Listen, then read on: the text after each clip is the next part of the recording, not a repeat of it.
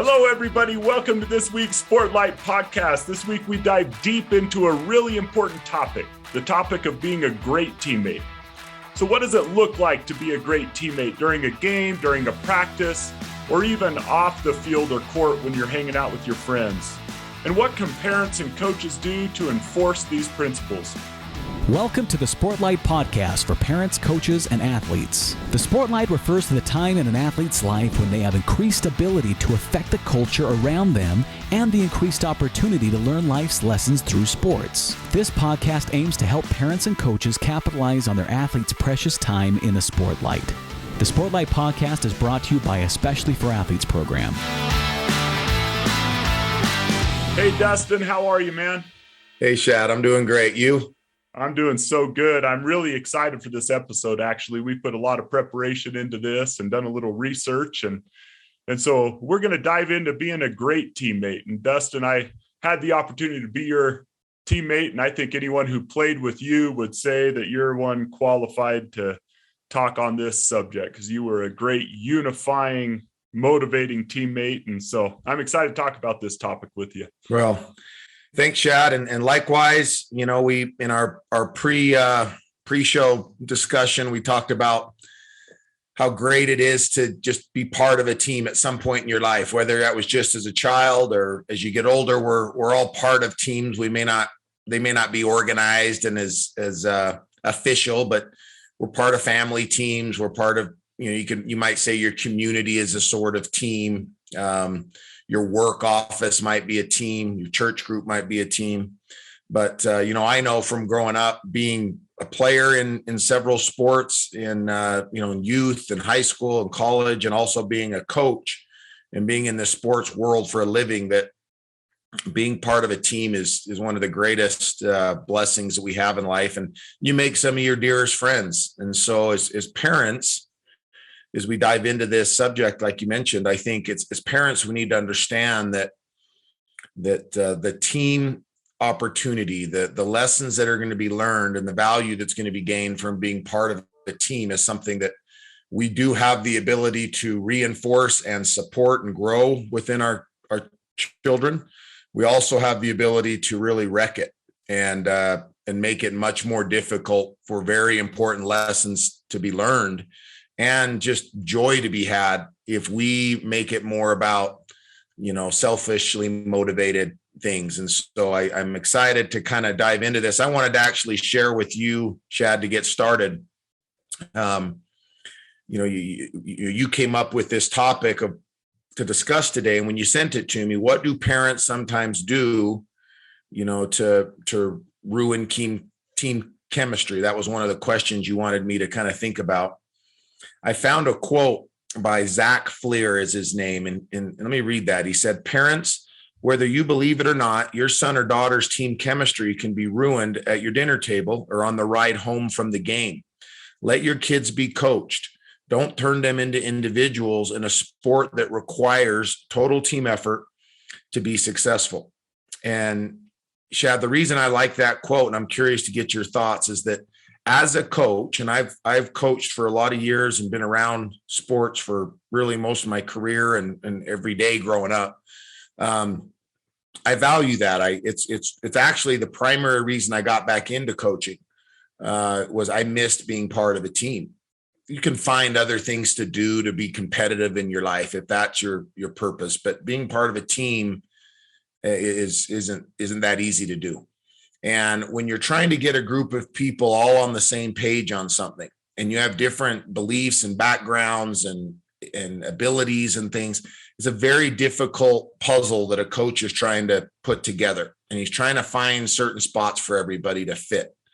And when you're working hard to do that and you send a player home after a practice, you're kind of at the mercy now of sometimes what a mom or dad might say on that car ride home or at the dinner table. And if what the mom or dad is saying at that point is contrary to what you were trying to teach the boy that you're trying to build a relationship with and gain the respect of and things, it can really be counterproductive, not only to your ability as a coach to build that puzzle or put that team together, but also to the athlete's ability to trust the coach, because they're going to be constantly fighting this Well, dad says you don't know what you're talking about, but I've also been told to listen to my coach and respect my coach. And you've asked me to go do this on the field right now, but do you really know what you're talking about? And I should be playing more, and I should, and all the negative, pessimistic and negative thoughts come through. And so I think as a parent, we'd be wise to ask ourselves whether we agree with everything the coach does or not.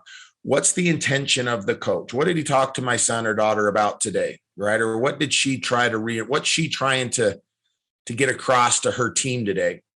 And when our son or daughter explains that, ask ourselves, okay, how can I help reinforce that and support that from the coach, and be careful to not say or do things that would undermine or damage the coach's ability to really build a team. Because if I do that, I'm really not helping my child. I'm going to make it hard, because the coach is going to eventually see that, that your child isn't bought in. Your child doesn't respect me.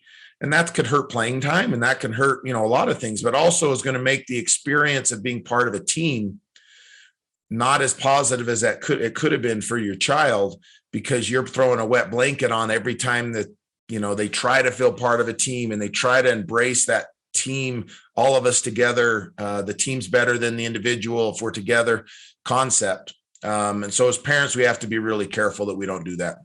Yeah, no. And I love that quote, Dustin.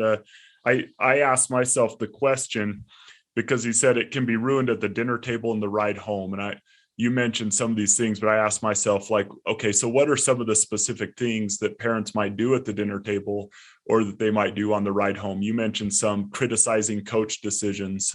I also wrote down here, just some thoughts, talking ill of teammates, and, talking ill of coaches, talking ill of teammates, like all of that can undermine what the coach is trying to create. They're trying to create this atmosphere where you have your teammates back, where you're there for your teammates, where everyone's being unselfish.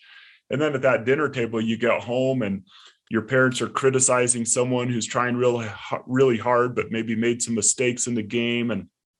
And it puts the kid in that really awkward situation, a sad situation, right? Where they're sitting there thinking like, man, I want to buy in. I want to do what my coach is asking me to do. I want to be all in with the team, but I feel this loyalty to my parents and I feel this loyalty to my team. And they almost feel like they have to be this chameleon, adjusting their hues and views depending on whether they're with their parents or with their team and coaches. And so I could totally see that, those little things that a coach says or that a parent says about a coach or about other teammates it could really ruin chemistry. And so there's really nothing negative we can say at the dinner table that's going to help our child better the next day. I mean, there's nothing, right? You can complain all you want. That's not going to make your child perform better. It's not going to give them more confidence. What it is going to do is maybe build in an excuse as to why they're not experiencing what they think they should experience, instead of saying, now it's okay to say, hey, I personally think you should be playing more, son. But I'm not there at practice every day and I don't know your coach. I don't know what he's trying to do or what he's seeing. So my advice to you would be work harder, try harder, talk to your coach, find out what your doubts are, but talk to your coach. But, it wouldn't be responsible of me as your dad to talk about things I don't really understand, because I'm not at practice every day and I'm not watching hours of film of everybody's performance. And I don't see your competitiveness and your real grit and guts when the game's on the line, like your coach does. So, hey, I think you're the greatest to ever play the game, son, but I'm not the coach and I'm not. So you got to go earn it and then let the kid figure that out. That builds resiliency, right? That builds some responsibility and accountability, all things that we hope sports gives our children. But in the same breath, we sometimes take that opportunity for our kids to learn that experience, because sports also does come with embarrassment and pain. And, and there's going to be times of doubt and lack of sleep and uncomfortable moments. That's that's how you get the other things that I mentioned, the grit and the toughness and the resiliency. You have to go through the tough part as well. Yeah. And when I think about the most valuable things I've taken from sports, now that I don't play any sports competitively at this point in my life. But one of the most valuable things that I learned from sports, from some good lessons and from successes in this area and from some failures in this area, was how to be a good teammate, how to work with other people, how to suppress my own desires or whatever for the good of others around me. And so reinforcing these things really help our children as they move forward in their life. So I want to get to question number 2, Dustin, and that is this. I thought about being a teammate, when we came up with these questions we discussed today. And I think that it looks different in different sections of a player's life, different parts. So there's the game setting, there's the practice setting, and the social setting, if you imagine those. And so I'd like to take a little bit of time, because I do think something that's done in practice might be totally appropriate and the right time for that thing. But if you do that same thing in a game, you're kind of a punk teammate, And so I wanted to start with this question. I'm super excited to see what insights that you have, but what does it look like to be a great teammate during a game? When you imagine your football team, and what would you like your players to do during a game that would help them be a great teammate? Do you have any thoughts on that? Yeah, I'd first want them to commit 100% with all they have to their role, and to be humble enough to accept that their role may not be the role that they thought it should be, or that they even sometimes want it to be, but to recognize that they have a role. And that's great that you're even being, given the opportunity. In the game of football, you have 11 players. And so I've heard it once said before that do 1/11th of the work. If everybody does their 11th of the work, it's going to get done. Right. So my role is to do my 1/11th of the job. And that job may not mean I get all the praise and highlights. A teammate does. My job is to do what's necessary so that at the end of the game, we have more points on the scoreboard than the other team does. And so understanding their role, I would also want 100% understanding from them that trust in their coaches. And that means that sometimes coach may make a call that's, I promise you this happens, believe it or not. They don't always pat themselves on the back after they make a call. Sometimes they make it, and 5 seconds later they regret it, and 5 years later they're still regretting it. I can tell you that from personal experience. But when you have teammates who trust your coach, and they can say, hey, coach, whatever you say, we're behind you, we got it. And you can do the same for them. And that's what's built during practice. That goes back to the first question. That's very difficult to have that relationship with the team or your teammates or your players if the parents are undermining that at home. And Doc Rivers, who we all know is a longtime NBA player and NBA coach, probably known for his coaching than he did as a player. But for you young kids listening, he used to be a very good basketball player too. But Doc Rivers, in the NBA basketball coach, he's talked about teams, and he's had championship teams that he's coached, world champions. He talked about toughness being the ability to do the right thing for your team when it may not be the best thing for you. So that kind of gets back to what I was talking about the role. I would want my players to understand be tough, and being tough means you do what's right for the team, knowing that it may not always be the thing most comfortable or, for you, but it's team first, no matter what.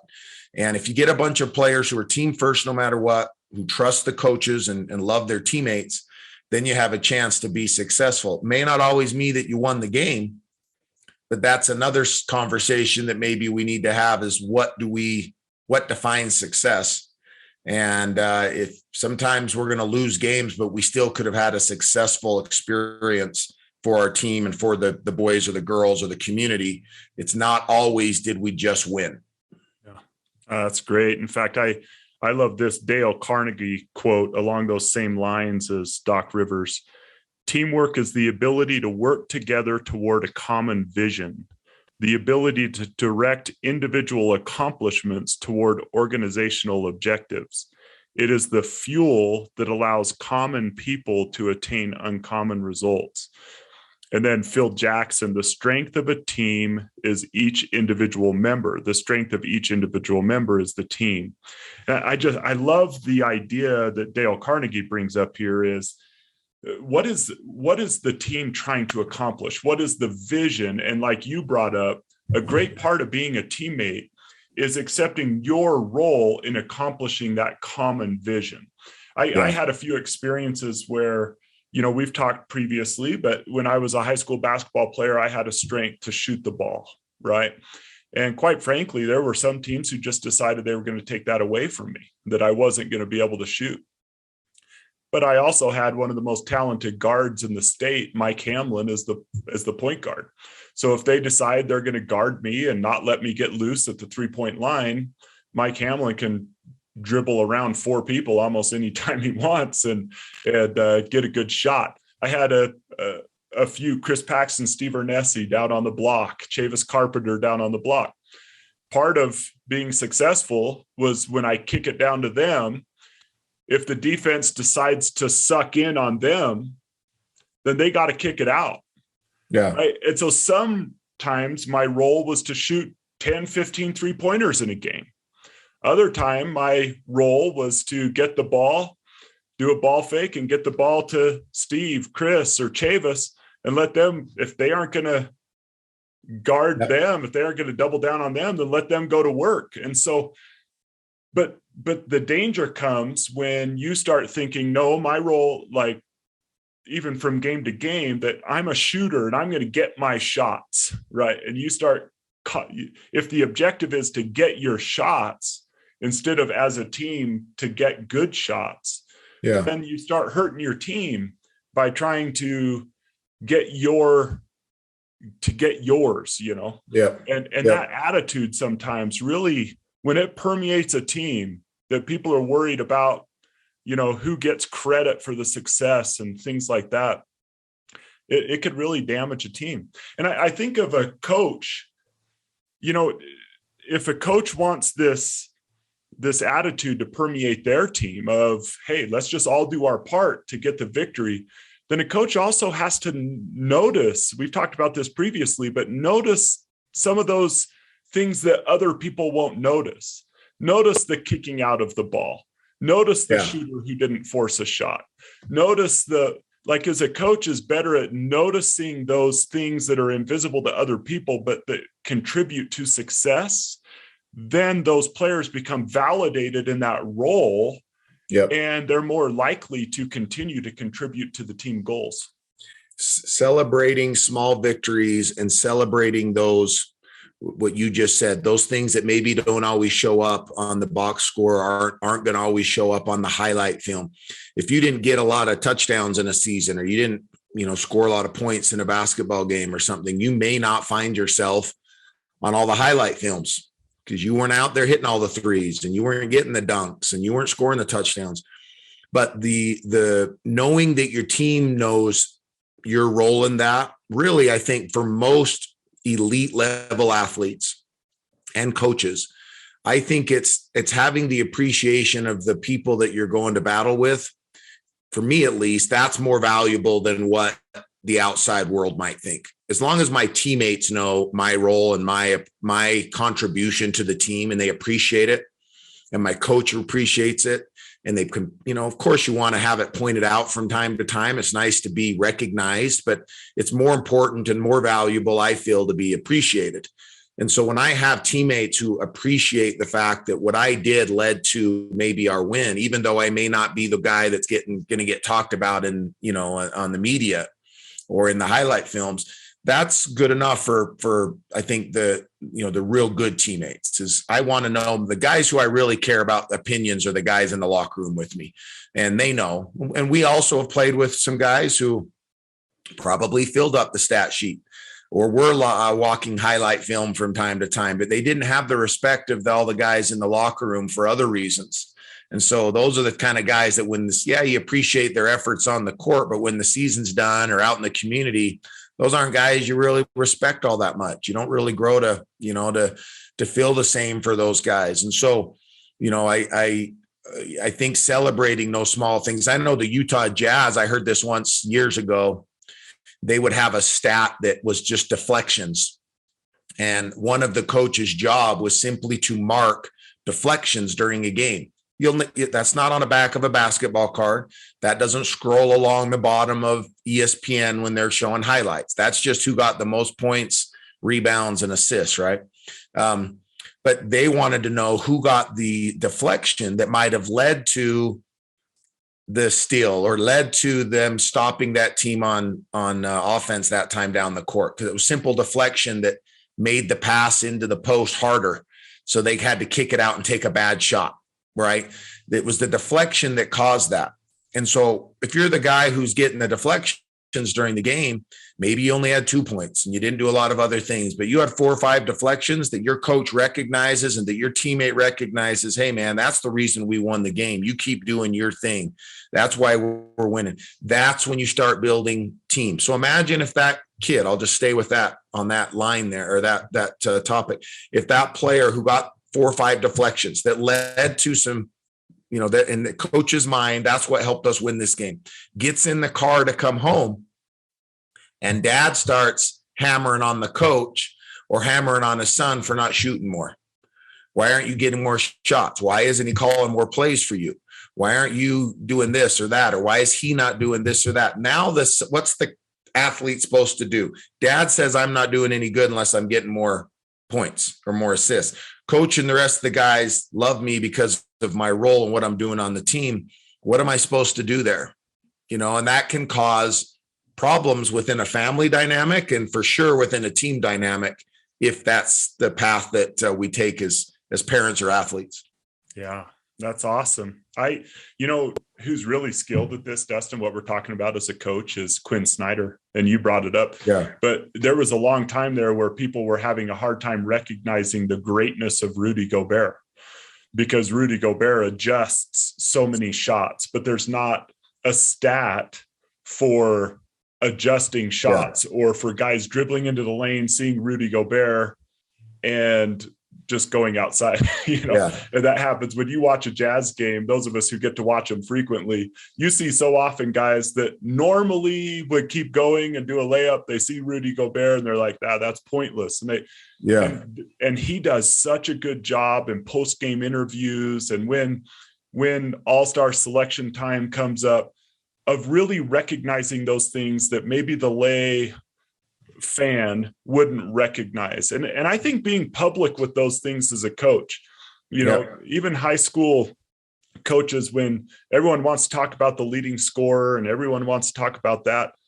to really mention those things and to mention the subs that come in and give 5 solid minutes of great time.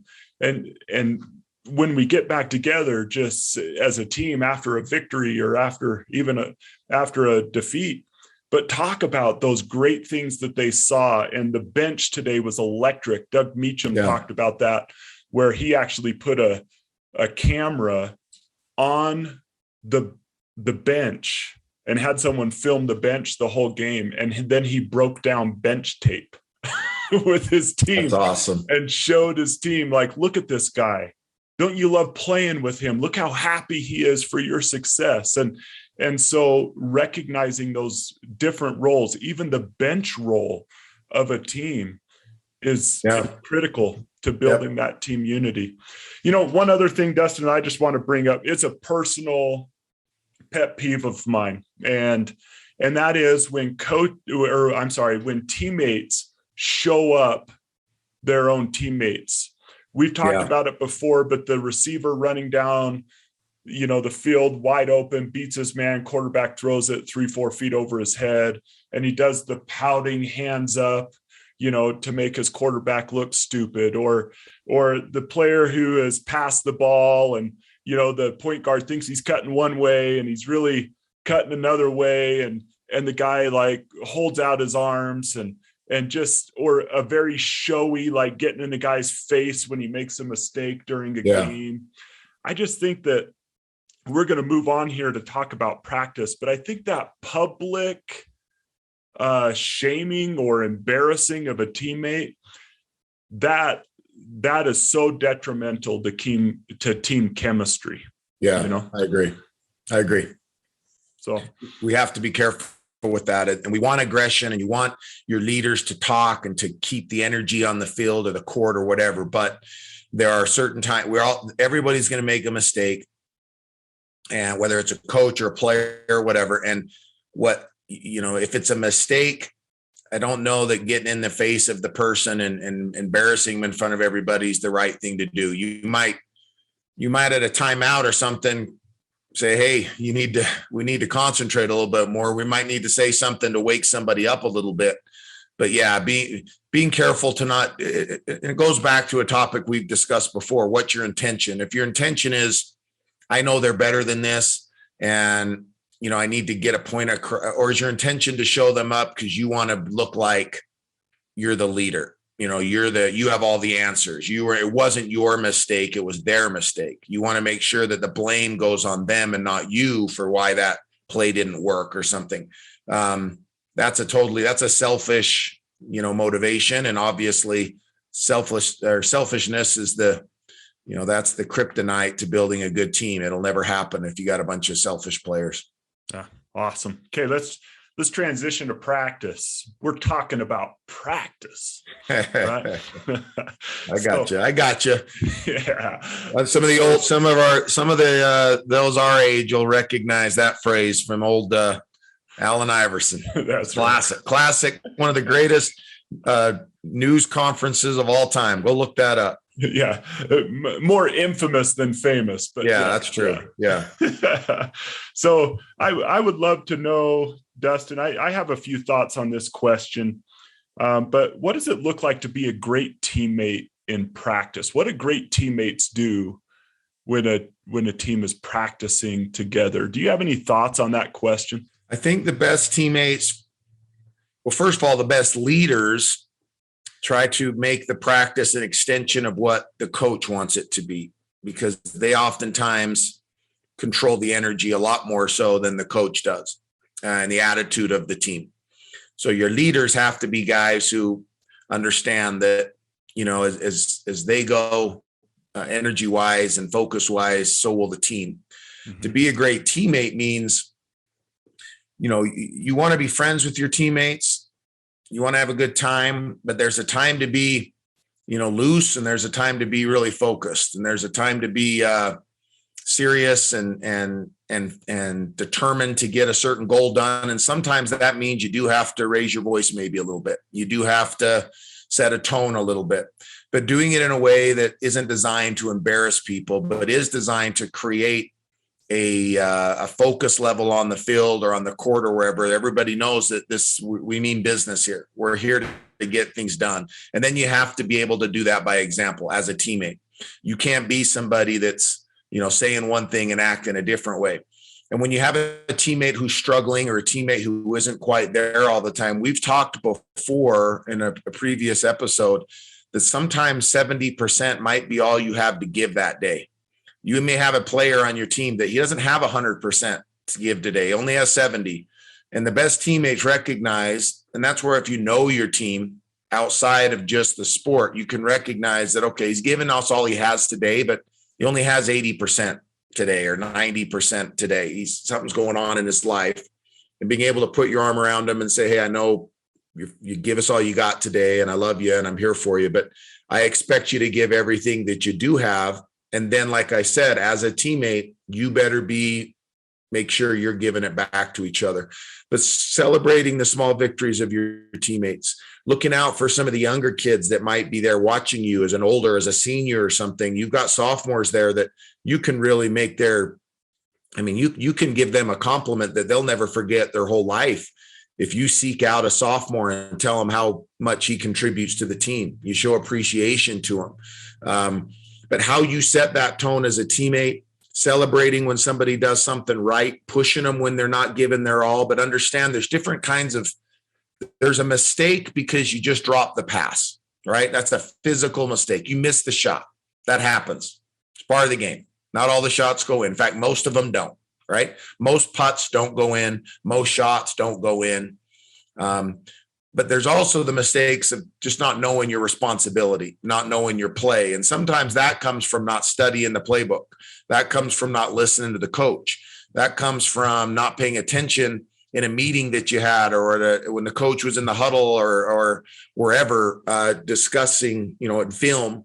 And that's something where as a teammate, I hope a teammate would say, hey, you haven't been paying attention. Come on, let's go, and maybe you have to get on me a little bit, but do it in a way that I know they want me to be a better player. They're not trying to embarrass me.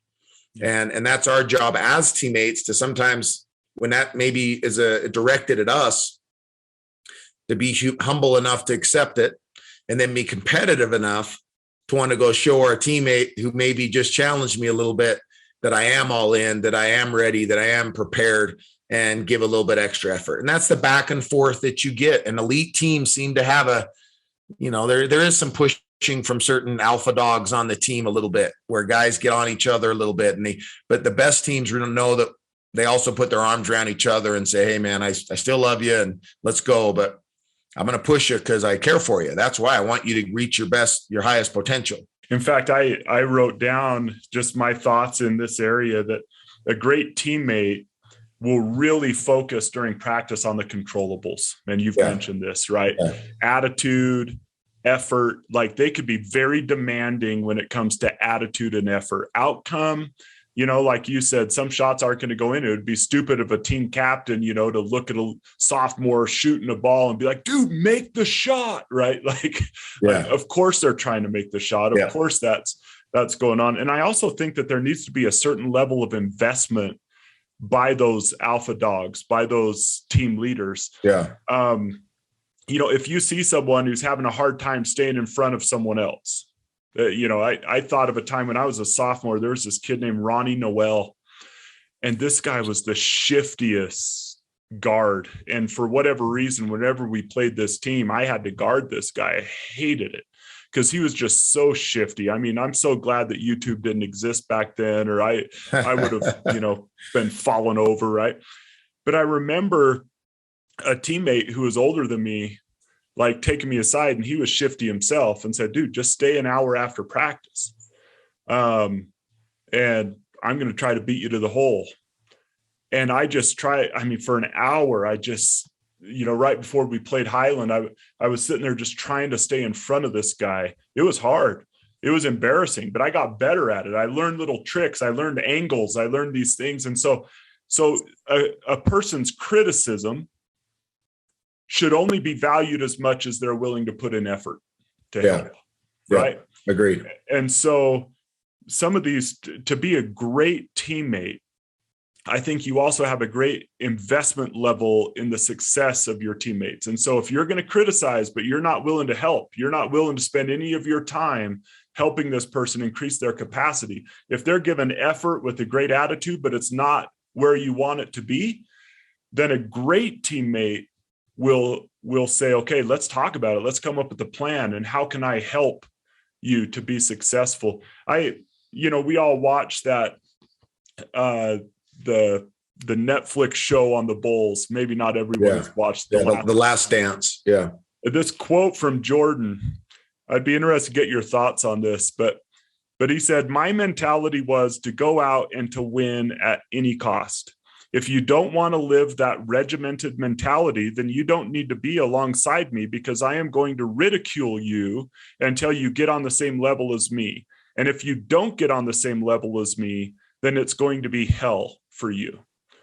Now, I thought about this quote because I'll be honest, when I watched that and I watched him talking and his teammates talking about him, I kind of thought, even I think it was Bill Winningham said, he crossed the line sometimes. Like he crossed the line as a teammate sometimes.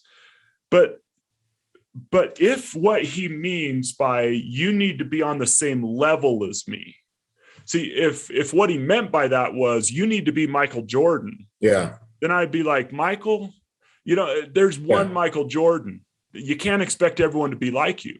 But if he meant you need to have the commitment that I have, you need to have the work ethic that I have, you need to put in the blood, sweat, and tears that I'm putting in, or I don't want you alongside me, then I can see that being a teammate that's really helping people's careers, helping the team succeed, and a coach's dream.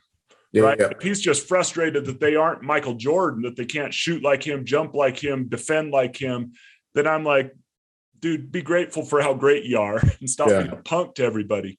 But demanding effort and attitude, I think, is a different thing. I would love to know your thoughts on that. Yeah, no, and that's, I agree with you. And that's why Michael Jordan, I appreciate that, because I believe that it practices and in the weight room and in preparation that Michael Jordan, that nobody was going to knock his work ethic and his preparation to be great. And it's really an uncomfortable spot to be in if you don't care that much to win and you're with a guy like that. So it's probably best for everybody that let's not drag this out. If you're not ready, like you don't want it as bad as I do, or as a handful of us do, you're going to be, you've heard the phrase before, paddle or get off the ship, right? If you're just dead weight to the ship, you're slowing us down. Grab a paddle and engage in this thing or be done. And so I think that sometimes that's the route you need to take. You try with certain guys, but hey, they don't have it. If you're a championship type team, you need everybody bought in. And when you have a player who leads by example. Now, there's things in Michael Jordan in particular. If we're talking about him, we could do a whole other conversation on Michael Jordan and some cons to the way that he, lived and coached or played and things. But you cannot doubt for a second the fact that he expected the best effort from everybody that he has. And for some, that was uncomfortable. But those who learned to embrace it and gave all they had to it, I think Michael Jordan and the best, I think leaders in the world do appreciate the fact that, again, you're giving me all you have and you're not going to score like I am, and you can't jump like I can jump, and you can't shoot like I can shoot, but you can do some other things really well. And all I want is all you got. Yeah. And that's teammates who expect that. And then teammates who are okay with being pushed by that alpha dog, humble enough to recognize it. We've talked before too, Shad. I just want to briefly throw this in there when I mentioned humility there. Going to a guy like that, so you're this example you just gave of this teammate of yours that called you after, I know for a fact, 'cause I played with you and know you, that you were also the type of athlete that if you saw somebody else doing something, a teammate of yours who had a skill set that was better than you at something, the best teammates have the humility to go to that other player on their team and say, hey man, you really do X, Y, and Z well, I think better than me. Can you show me what that thing is? Can you help me? You're complimenting your teammate. Your teammate's going to appreciate it and probably be extra invested in helping you because they feel like you're their apprentice, right? They're mentoring you now. And you're going to be able to learn from somebody who obviously has figured out some ways to be good at that. But sometimes we don't want to admit to another teammate that they're better than us at something. We want to find out other ways to get better and come back and show them, where it'd be a lot quicker to just say, hey buddy, you want to stay after practice and show me how you tackle so well, or show me how you do that turn on the dance floor, or how you hit that curveball. What do you do to see that curveball? I can't hit it. But we don't want to admit that we recognize that they're a little bit maybe superior in something. And that's an ego thing. And the best teams have low ego, right? There's selflessness on the team, and their personal ambitions don't get in the way of the team ambitions. That's what great teams are built on. Yeah. Oh, I agree with that so much. One other aspect before we leave practice. Well, let me finish Jordan's quote so we do the great one justice. I love what he says here. Winning has a price and leadership has a price. So I pulled people along when they didn't want to be pulled. I challenged people when they didn't want to be challenged. Once you joined the team, you lived at a certain standard that I played the game, and I wasn't going to take anything less. You ask all my teammates, the one thing about Michael Jordan was he never asked me to do something that he didn't do. And I think that's really important too. when people see this, they'll say, well, he really wasn't a nice guy. He may have even been a tyrant. Well, that's you, because you've never won anything. I wanted to win, but I wanted my teammates to win and to be part of that as well. And I think an important part of that is when we talk about Michael Jordan, of course, if you're demanding a bunch of things from other people that you've never been willing to do, that you're kind of a punk of a teammate, right? Yeah. But if you are setting the example and you're bringing people along with you, then I think that becomes more appropriate, even if some would view you as a tyrant. One other aspect of practice, Dustin, like we have all had that teammate that made the miserable fun. Yeah. Do you know what I'm talking about? Yeah. That guy that like you're conditioning, you're doing something that you have to do to be great. And there's that one cheerful that's like, I love the pain. Let's go, guys. If you want to be a great teammate, that cheerful, outspoken, fun, just like when optimistic. Optimistic. Yeah. I love that guy. I had teammates that were like that just embraced the hard, made hard things fun. And I think that's another way to be a great teammate during practice, during those conditioning times, during the mundane times, someone who just really makes it enjoyable and are passionate about getting better. I love playing with and coaching people like that. That might be a great question for parents to ask their son or daughter who's maybe struggling with lack of playing time or something is, that's out of your control. Not that you can't work harder and try to get better, but coach decides whether or not you play or not. And we hope you play more, son or daughter. But how do you want to be remembered by the people who really matter? Your teammates, your coaches. How do you want to be remembered in 10 or 20 years from now? Because you can be just the guy that was on the team or the girl that was on the team that didn't play a lot. And maybe even the one that didn't play a lot and even had kind of a negative attitude and complained and caused drama and some of those things, backbited about other teammates, tried to find reasons to justify why she was playing instead of you. And it was because her mom is friends with the coach or her dad is a booster or whatever, right? You can be that person. And then you're going to be remembered that way your whole life from the people who I'd hope you wanted to be respected from. Or you can be the one who maybe didn't play a lot, but that your teammates say in 10 or 15 years from now, they want to be around you. They want to talk about old times with you. They remember those practices. They remember those sprints because your effort and attitude in those moments was so positive and so uplifting.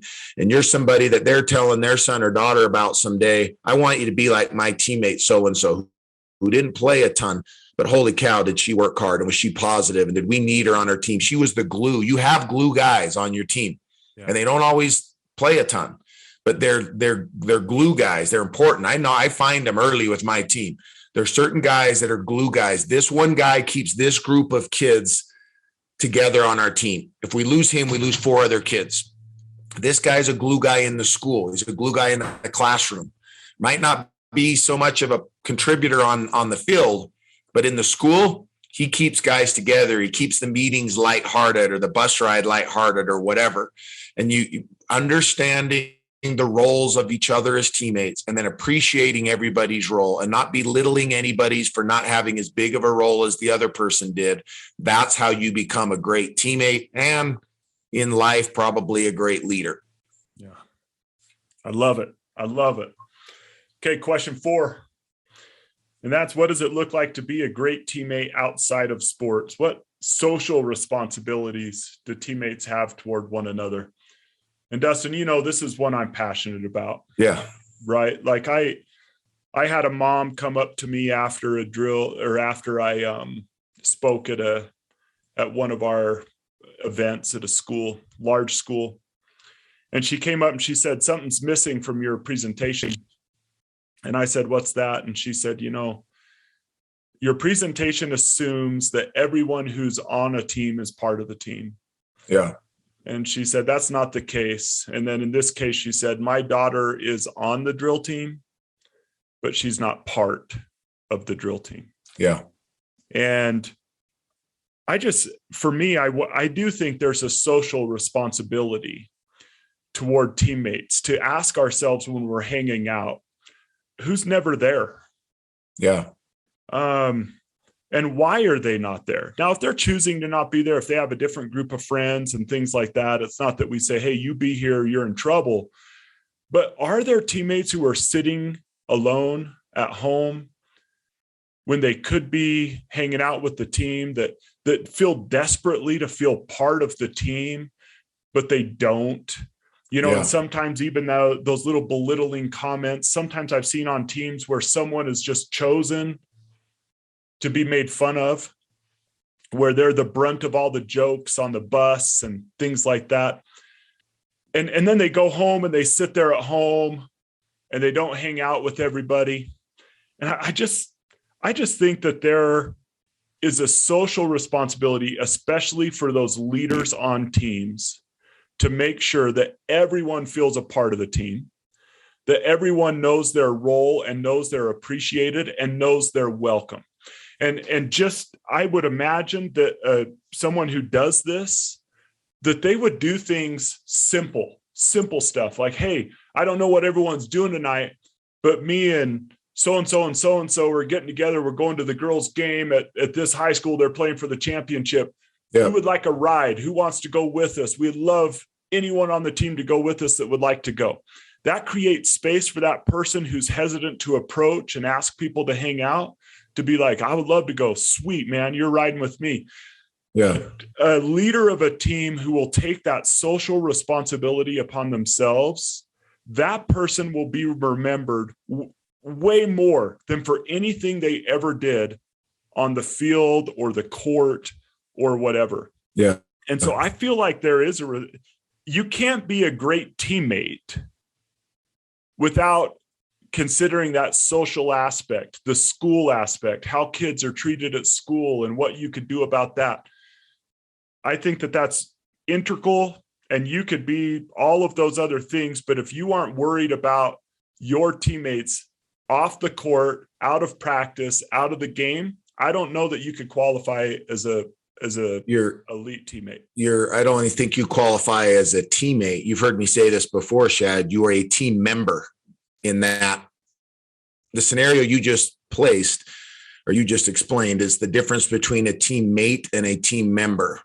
The word mate is used in other areas of life. You're a soulmate, right? Everyone's looking for their soulmate. In Australia, if you're a friend of somebody, you're called mate. Yeah. So if you're a teammate, then that's requiring that you're more than just a member of the team. You're a team member because you put on the same uniform and you go out and do a game together, or you perform together, or you compete in something together, and you all wear a name that's the same colors. That makes you a team member. A teammate requires you to get involved in being a mate to them, being a friend to them off the field, really getting to know them a little bit, showing that you care about them outside of what they could just do in the sport that you play with them. And that's showing interest in people that may not always be people that you don't have to be best friends, right? But there is a difference. But if you're a teammate, Eric Weddle, when he was on our podcast months ago, just won a Super Bowl and played, 13, 14 years in the NFL, talked about how proud he was that his guys he played with would call him an elite teammate, that they knew that they could call him at 2 a.m. if they needed to, and he would come and help them.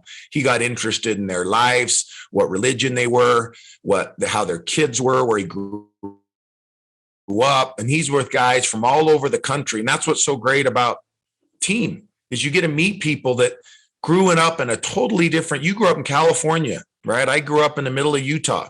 We met together in college. We had guys on our team from Texas and from small towns and from big cities and from all over. And you come together. Yeah, Canada. Yeah, you come together and you're team members because you all made the team. You're teammates when you decide to care about each other off in a social setting and off the field as well, enough to sometimes check on somebody late at night, or to call somebody on a weekend, or even more so, which I've talked about this number of times.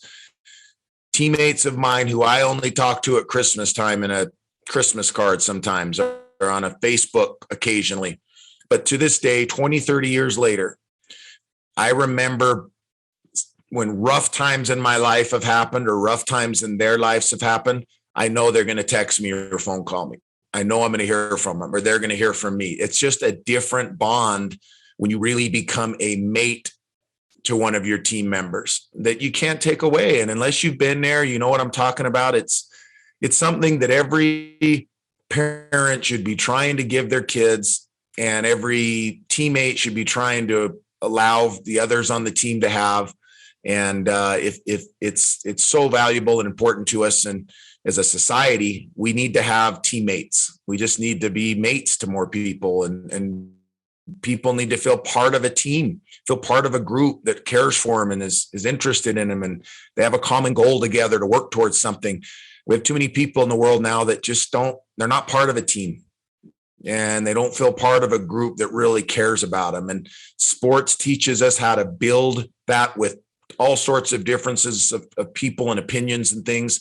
If we could take that and put it into real world, into communities and societies and countries and governments, and we could solve a lot of the problems if we just be more like sports teams, I think. Yeah, I totally agree with that. In fact, the things that have meant the most to me, I've had a few teammates over the years. You and I are familiar with one. You know, he lost a job and had a toddler pass away. And I get this random text, "Hey, I don't know who else to reach out to right now, but this is what's going on. And I just felt like I wanted to reach out to you." We hadn't talked for 7, 8 years at that point, you know, and that meant more to me than if someone were to call up and say, "Hey, dude, I was just thinking about baseball and how good of a shortstop you were, man. I was just like that." I'd be like, "Man, you got a bad memory," right? but the fact that a teammate reached out to me in a time of need, to me, that was the greatest success I took from my college experience in baseball. And I've had a couple of teammates that I love them, man. I love my teammates. I wish I did more reunions, got together with people more. Like when I go down to California, there's a few guys I always try to touch base with. It's my teammates. Yeah. And I really believe that a coach, you know, we do some training like this, if any coaches are ever interested, but you know, when you have team captains called, like you get these team captains and you appoint them as team captains. Sometimes they're just appointed as team captains because they're the best players. Yeah. And so they get respect on the field. And sometimes we put them in a difficult situation because then we expect them all of a sudden just to be leaders. Yeah. And sitting them down and having them even listen to this part of it, you know, to this part of this episode, and say, "Hey, you have a social responsibility as a team captain. And if you don't want to accept it, we'll get someone else," right? But here's what I need. In a game, I need you to inspire, encourage, settle down. In practice, I need you to drive. I need you to push people. I need you to be an incredible example of hard work. And outside of practice and games, I need you to unify our team. I need you to make sure no one feels left out. I need you to invite people to things. I need you to bring the team together. If you're not willing to do that, then you're not captain material, right? Yeah. That's what I expect of my captains. And if we could train them, because I don't think they're that like aloof on purpose, but sometimes we just don't train them. We just appoint them. And so these areas of, man, if you have someone who are doing the things that we talked about today, during a game, doing those things, during practice, doing those things, during off the field, they're doing those things, you will be an incredible teammate who is remembered long after you ever are done playing sports, and people will reach out to you and they'll be there for you, and you could be there for them long after, and you'll make an impact on a lot of people's lives, and your team will be more successful with leaders like that and teammates that are willing to accept their role and come in, and anything parents do to undermine that, they're hurting their child, they're hurting their team, and it's just not appropriate. Yeah. They're hurting the greatest value that this whole experience can provide, which is teaching their kids how to do hard things, fight through hard things, and learn how to do it with other people, how to take sometimes criticism from other people, adult, leaders and things that are tough. But hey, when you get in the real world, you're going to be part of a business operation where you're going to have a manager who you don't believe should be the manager. And they're only there because they had the highest sales last month. And so they got appointed manager. They're really not a great manager. They're a really good salesperson, but they're now in charge of you. And you've got to realize, hey, it's a hard spot for them too. How do I make it work? Like you had the same thing as a team captain when you were in, high school or college. These things just go on in life. A boss you don't really understand or maybe get along with, but you got to figure out how, and it's just part of life. So yeah, hopefully parents, we got our eye on the big picture. How do we make this a positive experience? And coaches, we do the same, and players do the same. And if so, then sports will turn out to be what it should be, which is some of the greatest memories and experiences that we'll ever have with our son and daughters and as players and coaches. Awesome. Well, hey, thanks, Dustin. Thank you so much for your thoughts on that. That was a fun conversation. And yeah, thank you, Shad. Yeah. Well, thank you everyone for joining the Sportlight podcast. We encourage you to share this with people who you feel like it would be valuable to. If any of you coaches listen to this with your players or team captains, we'd love to hear your feedback and their thoughts and what they felt was most valuable to them. We hope you'll subscribe to this, share it with other people, so that they can benefit from it if you feel like it's beneficial. We sure appreciate you joining us on the Sportlight podcast. Eyes up, do the work. This has been the Sportlight podcast from Especially for Athletes, sponsored by Coca-Cola. You can learn more about Especially for Athletes by visiting the website at especiallyforathletes.org. You can also learn more about the book, The Sportlight, by Shad Martin and Dustin Smith at especiallyforathletes.org/book.